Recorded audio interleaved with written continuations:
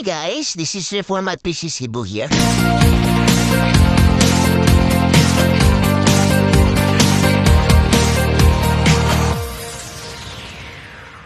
Open na ang Kumelik precinct finder, so punta lang ka mo sa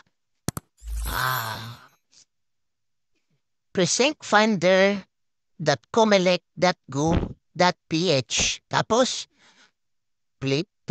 fill up nyo lang dito sa local, Philippines. Tapos first name, middle name, last name. Tapos kung suffix, mga junior ganyan, lagyan nyo. Tapos birth date, click mo lang din yan. Tapos yung sakto lang. Tapos yung province at saka yung municipality. So after that, click mo lang tong search. Ayan. Proceed. Ayan. So siya na ang mahala